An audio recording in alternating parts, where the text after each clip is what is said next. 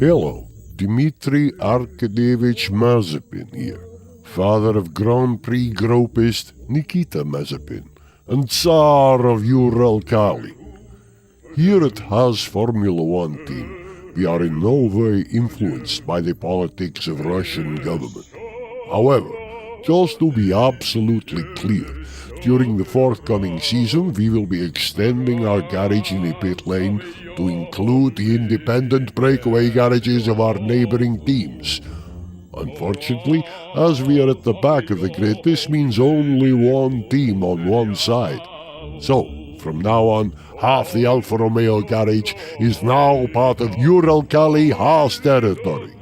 This includes the number 24 car and its driver, Comrade Guan Yu Zhou. What the heck, let's have the Finnish driver too, for old Soviet time's sake. Up the revolution!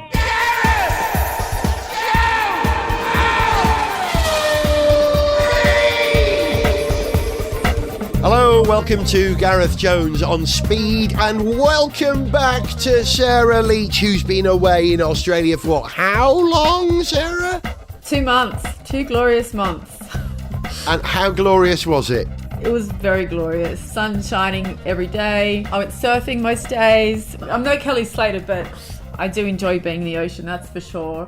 Lots of beach action, lots of beach bombing, lots of family catch-up time. Got to see a lot of my friends, and it was just a true delight, to be honest, because I haven't been home for 2 whole years with all of this COVID kerfuffle, which is now thankfully over. That must have been lovely being there. Hopefully you're back and refreshed. I'm refreshed and I'm tan. And also joining us from somewhere less glamorous than Australia, where telephones ring. Is that for you, Zog? I hope not. No, ignore it. Okay, I'll ignore it. I will. How are you, brother? You all right? Yeah, getting by, thanks. Only slightly depressed to hear what a wonderful time my colleague has been having down under. It would have been summer, of course, in the Southern Hemisphere, so you've been having fantastic weather, hanging around on the beach. We've had a couple of months of constant wind, rain, misery, cold. So thank you. Yes, thank you for telling us what a wonderful time you've been having in the sun, surrounded by all those beautiful, lovely, friendly Australians. Yeah, we are full of envy, Lovely Sarah. to see you again. Welcome back. Thank you very much. It's good to be back. And I tell you what, I do not feel jealous at all about the weather you've been having. You shouldn't. You shouldn't. And Sarah, have you been following F1 news? What's got your attention since you got back? I've been following F1 news. I've been seeing all the new liveries, which is very interesting. Some have changed dramatically, some of them not so much. But the news is that, well, it was on the news last year, but it's sort of come to the fore this year, is that Michael Andretti is aiming to field a new team in Formula One for 2024. So the conversation opens last year when there was interest in Andretti taking over the Sauber team, who run the Alfa Romeo F1 team, but that collapsed, that offer, because I think the deal was that they weren't able to take full control of that team. And I think what Andretti want to do is have their own team where they can control it completely themselves. So it was Mario, Michael's father, that broke the news on social media. He put a post on Twitter, and I'll read it out. It says, Michael has applied to the FIA to field a new F1 team starting in 2024. His entry, Andretti Global, has the resources and checks every box. He is awaiting the FIA's determination.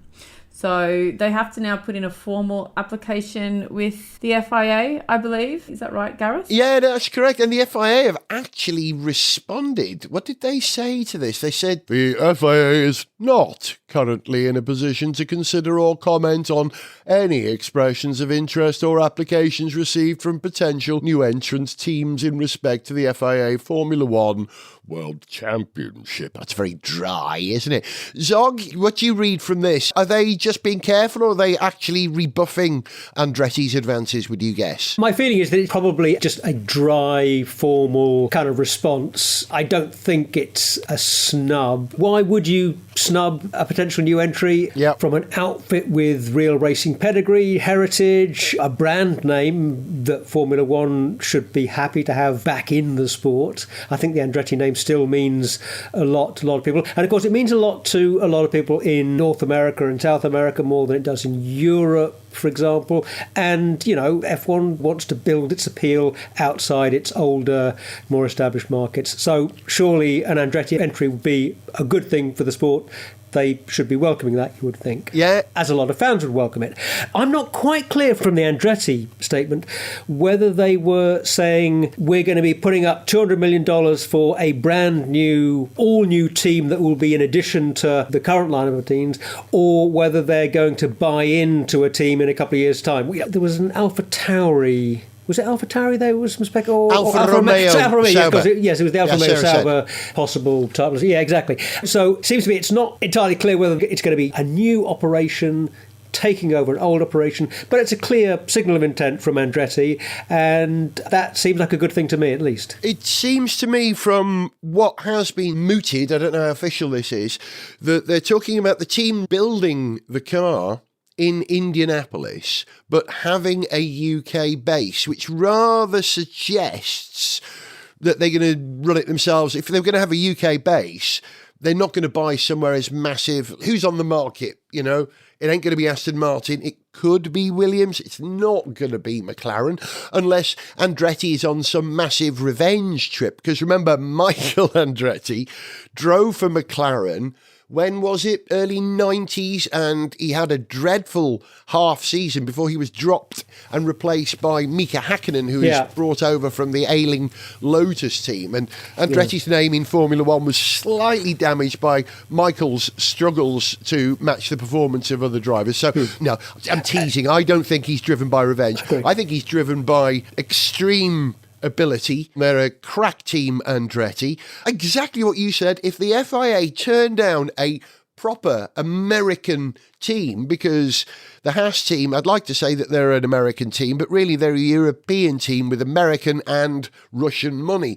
So, yeah, absolutely. If we're going to win over America to Formula One properly, you need the Andretti name there. That's a great idea. I hope it happens. It's a story that's going to go on for a long while. I hear that they've got some massive sponsors, Andretti. I can't remember the name of the company. Starts with a G, who've sponsored the Andretti IndyCar team, I think. But Colton Herta's pretty good, but is he good enough for Formula One? The only way to find out is to put him in an F1 car. This one hasn't gone away, won't go away, and I hope it doesn't go away. I'd love to see Andretti in F1. I think there'll be loads of American sponsors that would be interested to get them on the global scene. Yeah. And so, yeah, you're right. You mentioned Andretti has an IndyCar team. They've also got a Formula E team and an Extreme E team. So they're sort of covering up all their bases now. And yeah, sounds like they've got some money. One of the things I heard was that one of the reasons Andretti are considering Formula One is that they make dampers, which are used by NASCAR teams. And the technology that they have to make dampers, they reckon they can turn to making an entire F1 car. Yeah, good luck with that, Andretti. Yeah, the way it ended up, I'm not so sure that makes sense. One thing that did, as you started down that, I did wonder, though, one of the things that happened this year with the regulations is that the suspension has got simpler. Yeah. Basically, the teams aren't going to have quite as complicated a front suspension setup with quite as many bits, you know, cylinders and extra bits hanging off the mechanism to make it work in ever more complicated and finely controlled ways. And if you're simplifying it, that presumably means that the fewer components that you have left are each more important. So the dampers that you have in that system are more important than they were last year. So that's why Andretti suddenly thought, yep, F1's where we need to be.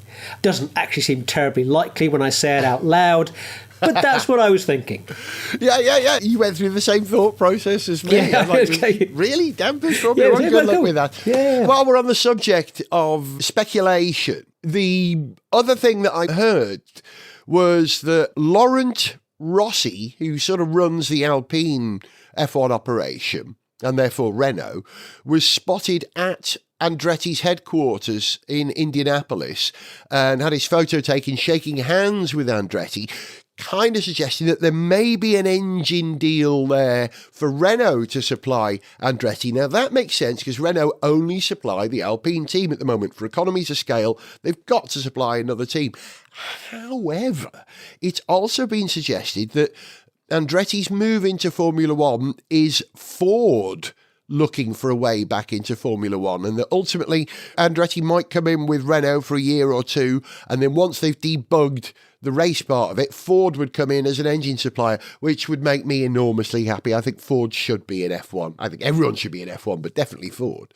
Hey, who knows? Okay, should we talk about the new cars? Oh, yeah. There's some very exciting new cars. Sarah, what do you know about the rules that have given us these new cars? I do know a bit about these new rules. It depends what you'd like to know. Actually, they're regulations rather than rules, aren't they? Sporting regulations, technical rules, or is it technical regulations and sporting rules? I don't know. I think both regulations, but yeah. Well, let's talk about the car. What are they aiming to do with the new aerodynamics? Because they've changed everything, haven't they? What's the end game here? Why have they gone to ground effect and these less complicated front wings and additional aerodynamic bits down the side, the barge boards? They've largely gone, haven't they? Yes. Well, okay, so I think the end game, which is what I think you're alluding to, is that F1's calculations suggest that with the new rules this year, a car following directly behind another will retain 85% of its total downforce when 1 metre behind, rather than 57% in previous years. That's a big difference. Will it work? I'm guessing that they've done all sorts of computational flow dynamic simulations of cars running behind each other, but we won't really know until we see real cars running up the same track in Barcelona. Now, we're recording this show on the Tuesday. The Barcelona test, which isn't going to be televised, starts tomorrow, and it won't be until we've got cars running nose to tail that we will actually know if these rules work. Are you optimistic, Zog? Yeah, I think they've thought this through pretty carefully. They've certainly spent a lot of time thinking about this new iteration of the rules. Adrian Newey himself said that he thought it was the biggest rule shake-up in 40 years. Yep. And he knows what he's talking about. Yeah. And the aero aspects of the rule changes are absolutely sort of top of the list in terms of addressing, like you say, Sarah, issues that people knew needed to be addressed, including the problem of losing downforce when you're following another vehicle, making it harder to overtake. And part of the expected payoff of the new aero regulations are that we will be able to lose DRS over the next couple of years. Yeah. I'm not quite clear how quickly they're expecting to be able to move on this, but I believe it's possible that they may start removing some DRS zones even maybe this year. Oh, really? I think it's going to be a case of let's see how this plays out, let's see how it works. But I believe the idea is to be able to start removing DRS zones as soon as you can. Yeah, and it's been well thought through. It's going to work, at least to some extent. Just how much, well, we're going to find out when the racing starts. But I'm optimistic. The cars are notably different now that we've seen some real cars. We still haven't seen the real Red Bull, and as of the day that we're making this program, we still haven't seen the Alfa Romeo at all. But there are lots of things happening on the cars which I'm absolutely fascinated by. The way that the front wing now has fewer elements and they're outwashing the air around the tyres or the new bigger wheels. But the combination of these bigger wheels and this longer droop snoot nose and the lack of aerodynamic appendages down the side of the car, barge boards, etc., is making the cars look a lot sleeker and a lot quicker. I do like the look. But of all the cars that have appeared at the moment, the two I'm most interested in, I think, are the Ferrari and the Aston Martin, and of course the Mercedes. We still don't know about the Red Bull. And it's to do with the gills. Yes. The fact that they've got all these gills appearing down the side of the car now, allowing hot air to escape. It's kind of lovely. It's reminiscent of the golden age of Grand Prix in the 1930s, where we had gills on the Auto Union and Mercedes of that period. And I think it evokes the history of Formula One in that. But the most interesting of all the cars is the Ferrari, the F175, which has got what appears to be two huge gullies, valleys, going down the side of the car. The top side of the side pod have this huge concave. Yeah, kind of like a trough down the top side of each side pod. That's the word. A trough. I saw that. My first thought is the mechanics are going to love that. You've got somewhere to put your tools.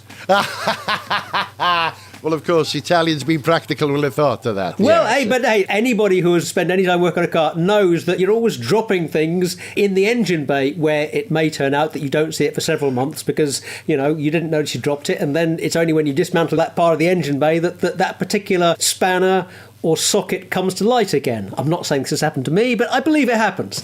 Yeah, so the mechanics will love it. Zug, it has happened to you. I'm certain Yeah, of it. It happens to all of us. It's happened. I remember finding a spanner in my Lancia that had been there for about 2 years once, I reckon. I don't know if any deficit on the performance. It was probably rusted into the chassis by that point, wasn't it? I'm sorry.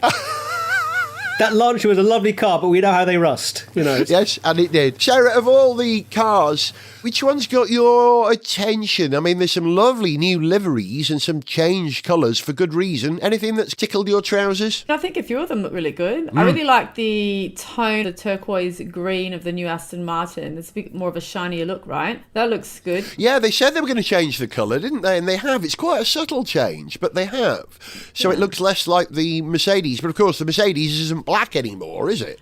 It's half silver now. So I think they had that black car to show respect to sort of the diversity angle. But yeah, so Mercedes is back to having some silver on it. I like the McLaren with that touch of like a beautiful sort of blue, like an aqua blue with the orange. Yeah. That looks good. I don't think that's anything to do with a sponsor. I think it's just, a splash of colour. Good with papaya. Looks good on the Australian.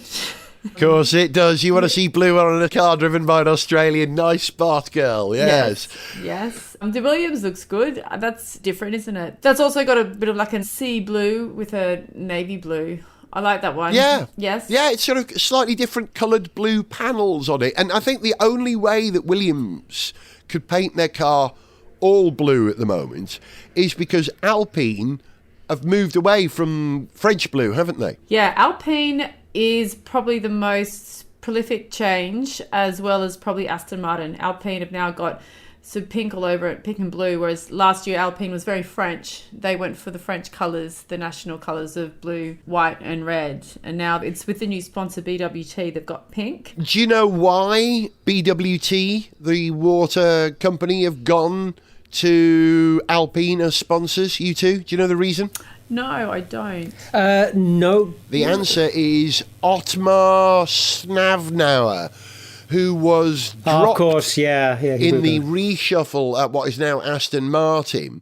And it's a bit political at Alpine at the moment. The management structure there is a bit weird, in my opinion. And Otmar was sidelined, but he was snapped up by Aston Martin, not just for his managerial skills and his technical abilities, I hope, but also the fact that he can bring a huge sponsor. So he brought BWT over to Alpine, allowing Alpine to paint their car pink. And of course, they have to verify all the liveries with the car with Formula One before they run, so we don't have identical cars.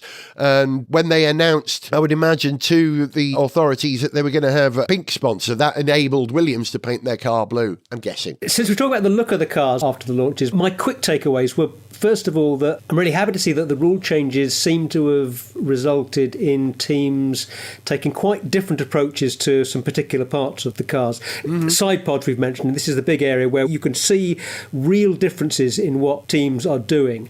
The Ferrari, as you say, Gareth, has those very striking gullies in the top of the side pods. The Aston Martin has those beautiful louvres, gills all along the side, completely different to the Ferrari.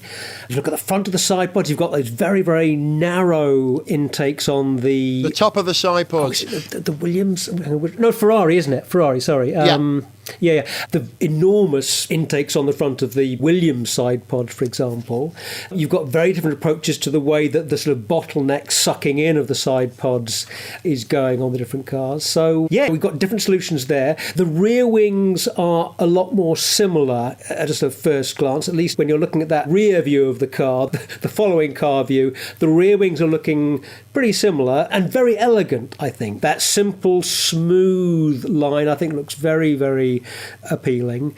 And again, the front wings, we're seeing a lot of differences there. The Williams, for example, is working the middle part of the wing much, much harder. It's got much more aerofoil in the centre part of the wing, whereas other teams are using the outer part of the wing a lot more. Yeah. There seems to be two fields of thought, as I understand about this.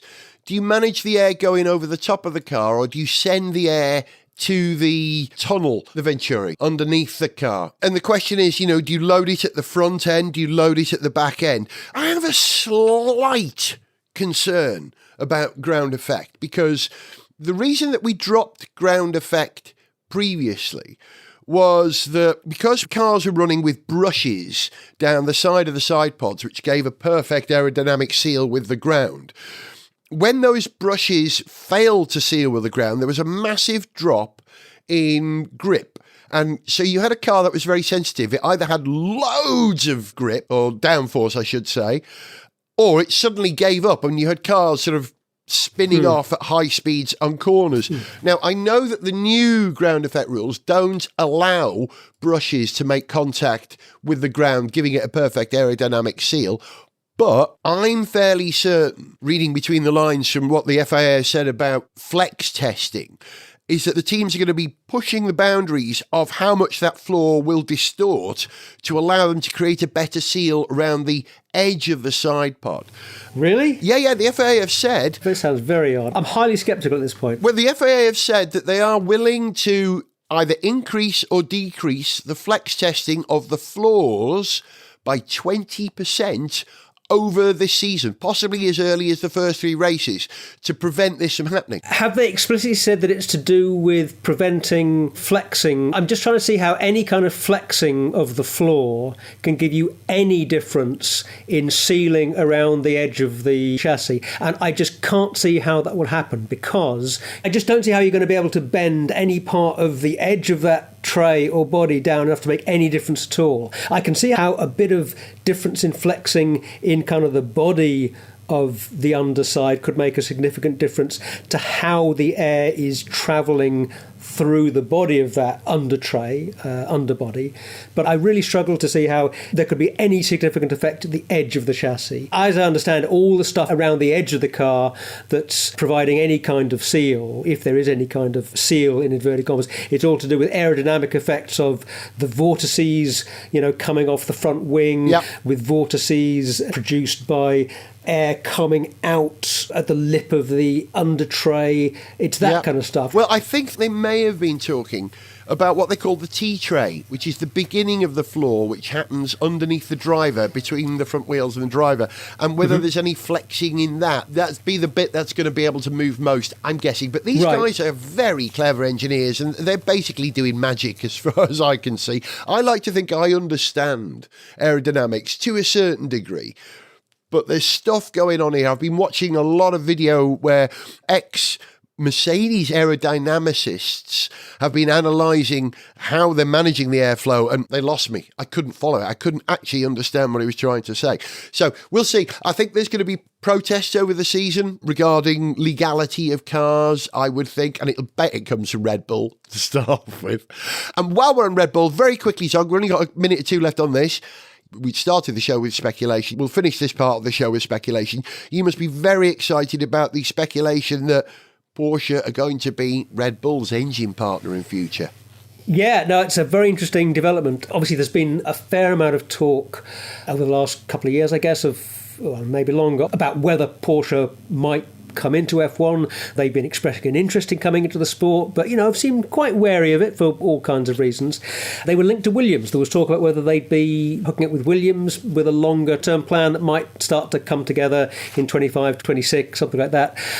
Yeah, but just recently, it seems like Red Bull are in the frame now for a tie-up. And while Honda are continuing their association with Red Bull, understandably, as Red Bull have had more success than maybe they'd expected, Honda are keen to extend their relationship, carry on working with them.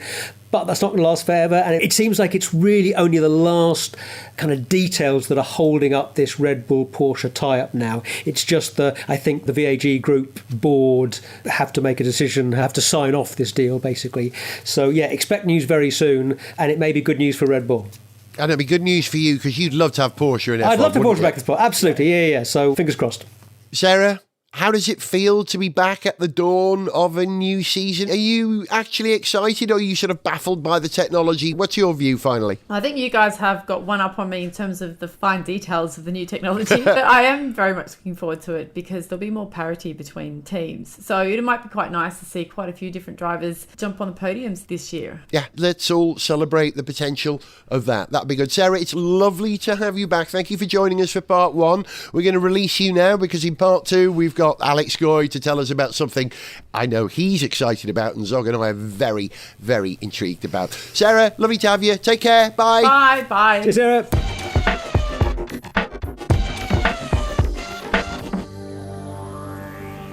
Whilst we are all obviously genuinely excited about the new Formula One season with new cars and new rules and new regulations and new aerodynamics, there is one significant element from Formula One in 2022 which is missing. 21 wins, 103 podiums and 1 World Championship. This is the first season of F1 we've had for as long as I can remember almost without Kimi Räikkönen. So I've written this song, not in the style of any other band, this is just me, being me, celebrating the Iceman.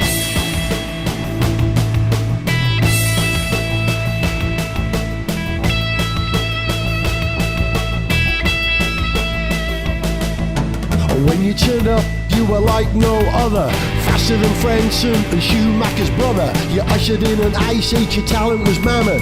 You turned another page, the Iceman cometh. Leave me alone, I know what I'm doing. You don't have to tell me all of the time. When Kimmy's at the track, there's trouble brewing. He says, leave me alone, I know what I'm doing.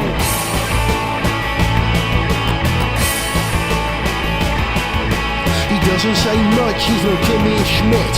He stays stum, keeps his thought close-knit. Did he miss Belly's presentation? Kimmy took a shit and shocked the nation.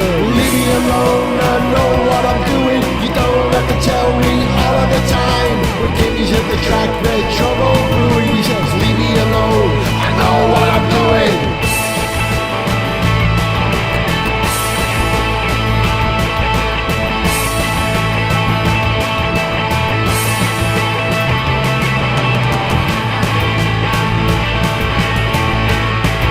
Keep working all 4 tyres, please. Keep working all 4. Yes, I'm doing all the time. I don't have to remind everybody. You became world champion, no big deal. Went to NASCAR, that was unreal. Then in a rally, no one took notice. Then you came back and you won in a Lotus. Leave me alone, I know what I'm doing. You don't have to tell me all of the time. When Kimmy's at the track, there's trouble brewing. He says, leave me alone, I know what I'm doing. I know what to do. Leave me alone, I know what to do. Interviewing Kimi can be infernal.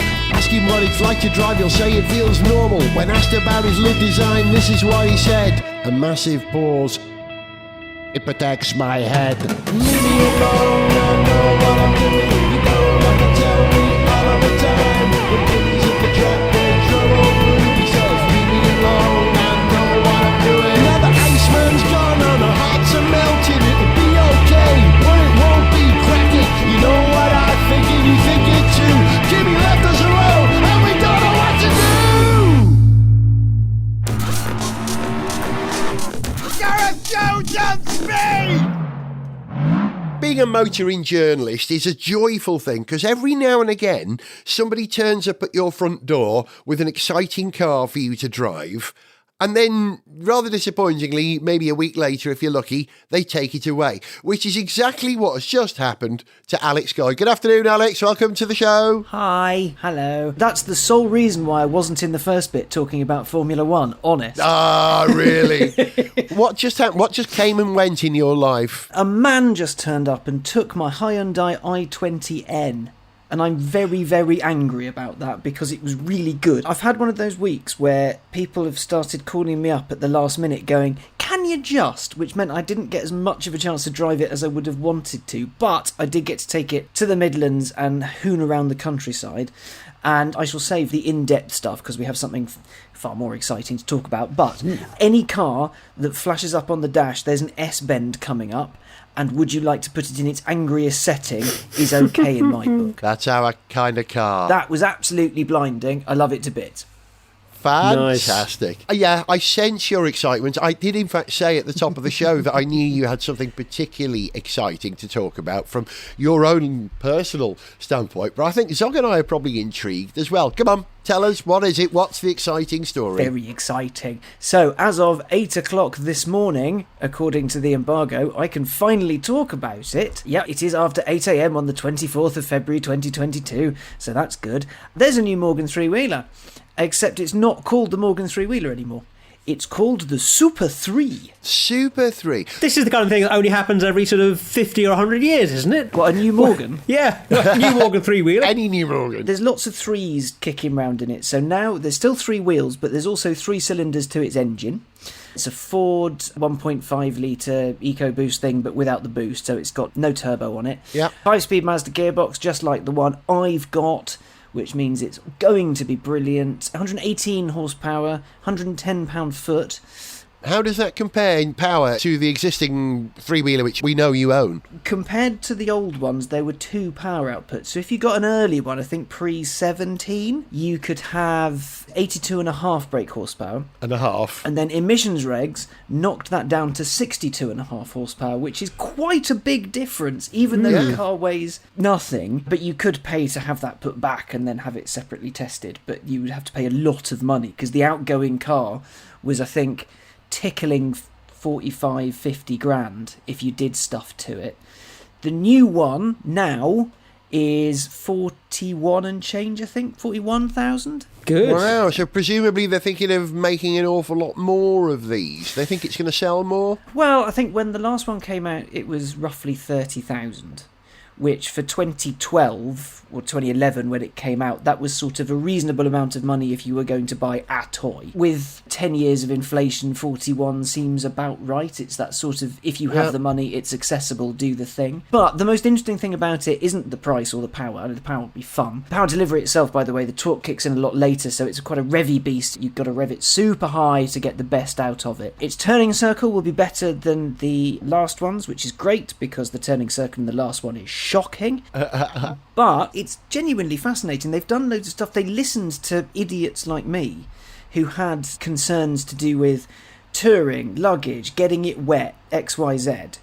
So when it comes to luggage, you'll see in the pictures, it's covered in these sort of universal fasteners. I think it's Morgan's first ever patent. And what you can do is you can buy a cup holder in a Morgan. You can buy a phone holder, so you can have your iPhone and Google Maps doing its thing.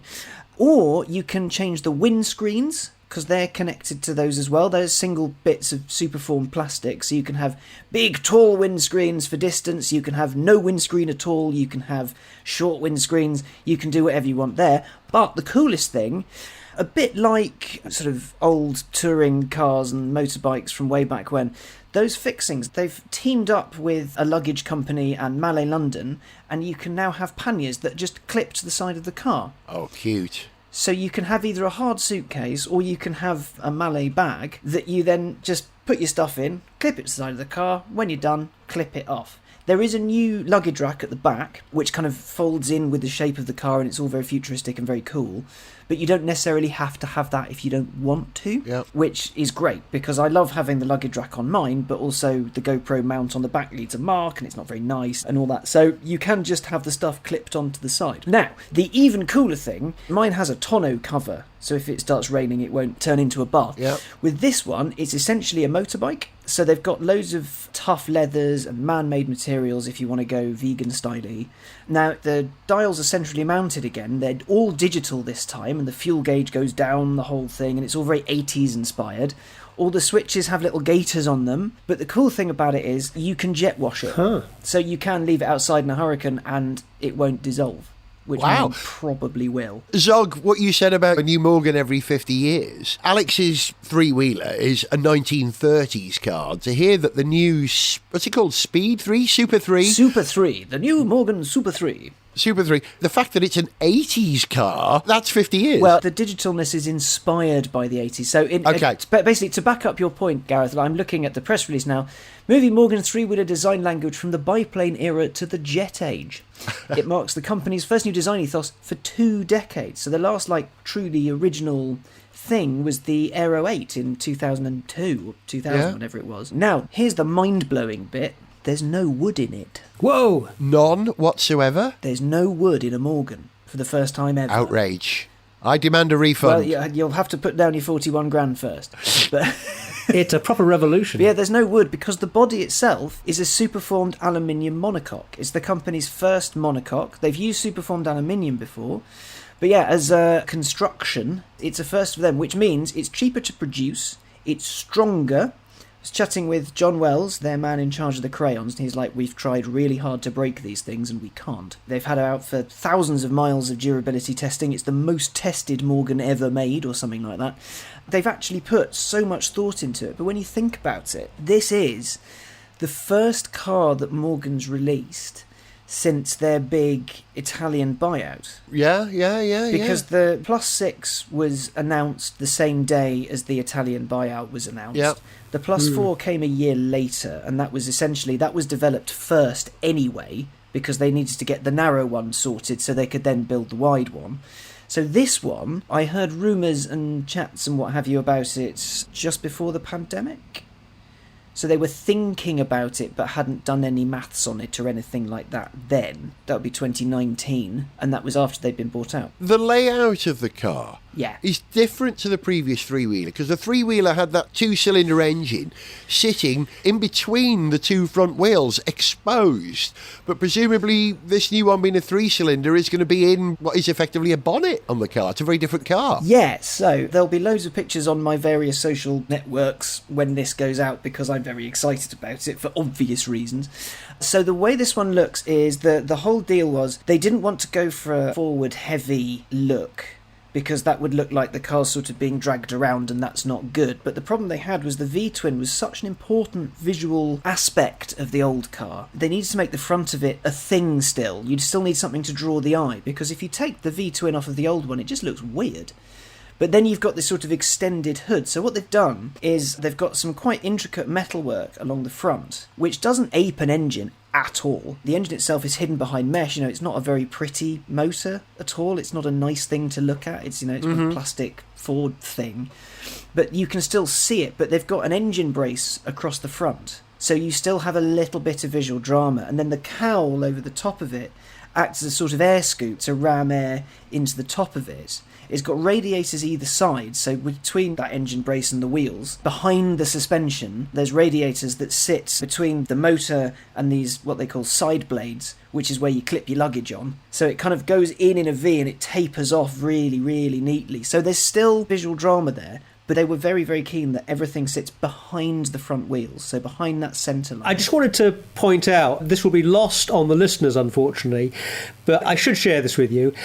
Alex has been grinning like an idiot through almost all of this description of the new Morgan, so I think this tells us something about what he feels about it. My big worry about it was that it was going to be a sort of sympathetic update of the car that I have, which then all of a sudden will make me feel a bit rubbish because I've got the old one and the old one's a bit naff. But what they've done is they've made it so vastly different. They've thought a lot more of it through. And when they say biplane to jet era, they're not lying. So there's a lockbox under each seat. So you can store things like passports and cameras and expensive things while you're driving along. You can have like a bungee thing in the side of the car, like in the monocoque, so you can store maps and gloves and things without worrying that they're going to fall over anywhere. That whole pannier system is just really, really smart. I love it, and I wish I had it when I did my stupid road trip, because it just would have made life so much easier. You can unclip your luggage rather than have to ratchet strap everything down. Just, nightmare. You went all the way to Portugal in yours, didn't you? And back. Wow. And back, that's the key bit. I'm really looking forward to seeing this thing in the flesh, and props to Morgan for, as you say, Alex, for putting some real innovation in this. What they've done with the chassis there, with the aluminium chassis, seems to me like, that's really good, solid, very impressive innovation and development from a British car maker that is not a very big company at all. They're not a very big company at all, but they do now have a lot of money behind them. But the really interesting thing about this one is that, really, really interesting, is that there's nothing on it that doesn't have a purpose. There's no sort of embellishment for the sake of it. So if you look at the rear, there's a big bit of metal that serves as a sort of jutty-outy thing for the chassis, but it's also where the boot hinges. It's also where a luggage rack attaches. It's also got the rear light and reversing light in it. It's got the Morgan logo embossed in the metal, which is really cool. Nice. It's proper stuff like that, and the fact you don't need to have a tonneau cover on it. I mean, I would, which you can get. I was told on the day you can get one that clips in like the one on the older cars, but you don't need one. You don't need any of the stuff. You can just leave it outside and it'll be fine. That is brilliant. Yeah. You don't have to worry about it. A more practical three-wheeler. Indeed. Well, this one, they say it's more stable. It'll actually handle, which is good because the old one didn't at all. By the sounds of things, bits won't drop off it, which is good because the old one did do that quite a lot. Alex, your three-wheeler, Yeah. is it rear-wheel drive? It's not a front-wheel drive car. It's a rear-wheel drive. Rear drive. Now, they've done something to the engineering on this one. So, engine at the front, then gearbox, bevel box, and drive, but they've done something to the bevel box in this one. So the powertrain meets motorcycle Euro 5, which is good. It's got OBD bits. So the bevel box has been re-engineered using a custom tooth profile and drives through a carbon fibre reinforced drive belt. So hopefully, because look, I'll level with you, one of the real big weak points on the outgoing car is the bevel box just keeps eating itself. Right. I think I'm still on my original one, but it does like to leak fluid a lot. The thing I'm concerned about here is that the previous car had, between 60 and 80 brake horsepower. Yeah. This new one's got, 108, did you say? 118 brake horsepower. 118. The older car was kind of a lumpy, low-down, torquey V20 thing, whereas the new car, you've got to rev it quite high. Max power at 6,500 RPM, max torque at 4,500, whereas mine won't even rev as high as 65. And this car is putting that 118 brake horsepower and all those torques through a single wheel at the rear. Is it a fatter rear wheel than the thing that you've got? No, it's a 15-inch. I think it's the same as mine. I didn't quite get that far because I had a limited time with it on my own, and then Weekly Magazine Auto Express turned up an hour early for their appointment, which was really respectful. Thanks, guys. Thankfully, I was also an hour early for mine because they rang me and said, "Do you want to come early?" I was like, "No, sounds great." So it was all right. No harm, no foul, but still, naughty. But this is a car that's going to be right at the limit of front and rear traction, isn't it? Well, again, it depends what rubber it's shod with. So the rear, you can get all sorts of grippy tyres. I've got an all-season tyre on the back of mine. It only gets sketchy when it's really wet or when the tyre's sort of going. And you can make the tyres go quite quickly if you leave every junction in a big hail of smoke, which is something I do a lot, sorry. The fronts on this one, so on the old car they were tubed motorcycle tyres. On the new car, they're Avon Speedmasters. The Speedmaster name has been resurrected. Let me just double check that. But, yeah, I believe it is. Hang on, hold please caller.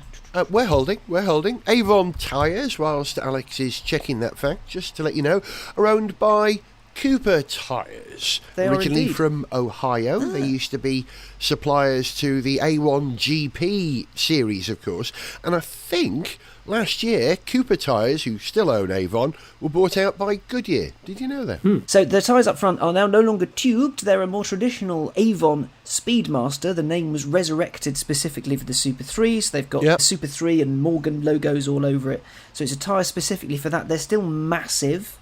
You know, it's still like the proportions of the car are wheel and then car. Yeah. It's underneath about it somewhere. 4 inches wider than the last car. I'm hoping, Alex, that you've put a reservation down for one. Are you going to buy one? Seriously? I cannot afford one. I can barely afford the cars I do own. So, no. If I come into some vast amount of money and end up with a garage that can fit 2 3-wheel cars in it, then I'd be all over that like stink on cheese. But Anyway, I'm going to drive it later in the year, so I'll let you know how it is. But I imagine it'll make my car feel very old, very slow, and very rubbish. And my guess is it might be a little bit more expensive, the new Super 3, than even the price advertised at the moment, because of something I read last week in the news when I was researching, a couple of weeks ago, researching aluminium air batteries. This is the factoid. The price of aluminium surged to a 14-year peak of $3,236 per tonne on Tuesday, 2 weeks ago, on fears of stretched global supplies, partly due to China placing the city of Baise, I think it's pronounced, could be Baise, I don't know, a key producer of the metal in COVID lockdown. A base metal, let's acknowledge that. So that's going to push the cost of aluminium up, and as this new car has an aluminium chassis, it's going to be slightly more expensive for poor old Morgan to buy, isn't it? Yeah, it probably is. Which makes the car even more valuable. The price has been set. They've been reading the same stuff you have. They've been doing the same maths that you've been doing. I imagine they've built in some sort of boundary to make sure they don't get stiffed. I think they'll be okay. I'm going to put a bookend on this programme now, because we did talk a couple of weeks ago about how the Morgan three-wheeler would be a perfect city car for Zog. Remember that? Yeah? Don't need a cover for it now, Zog. I know, hey, it's looking like a more attractive option by the moment. The new one does look like a blast. But, Zog, I hear that you have an option on a city car. Yeah, a little back burner option, as I still don't know whether I'm going to get my beloved 944 Turbo back in nicely fixed shape. I've put my name down on Citroen's waiting list for an AMI. Amazing. Wow. So I don't know whether I will take that option up when it becomes available, but I gave it a bit more thought, and I still think that thing is absolutely the best low-cost urban transport for me or someone, in my position who thinks like me. It's a cracker. So let's see what happens. A robo-snail incoming. They're so pretty. A robo-snail. That's what it is. Boys, I'm going to hold you to this. Zoggy, if you do go ahead and buy or lease a Citroen AMI, I'm not sure how it works. I'd buy it rather than leasing it. Okay. I believe both are likely to be options, but I'd buy it. Otherwise, I'm letting a leasing company make money out of me, so that seems like a bad idea. If you buy one, I expect your first city journey to be from your part of southwest London to my part of northeast London, so I can have a ride in it. And Alex, if you get a chance to drive the Super 3, I expect you to do the same. I genuinely think that car can't be pronounced normally. So what are you driving this weekend? Well, I'm off up to Morgan's drive the new Super 3. We've had cars called Super in the past, haven't we? We have the Super Leggera, of course, and of course the Hillman Super Minx, but I'm probably the only one old enough to remember that. You've been listening to Gareth Jones on Speed. Earlier on we had Sarah Leach, but for now it's goodbye from Zog. Goodbye. And it's goodbye from Alex. Bye. And it's goodbye from me. Happy driving, everyone. For information on how to contact the show, see pictures, get song lyrics, follow us on Twitter, find our Facebook fan page, or to sponsor the show, go to garethjones.tv. Gareth Jones on Speed is made in London by Whiz Bang. Gareth Jones on Speed!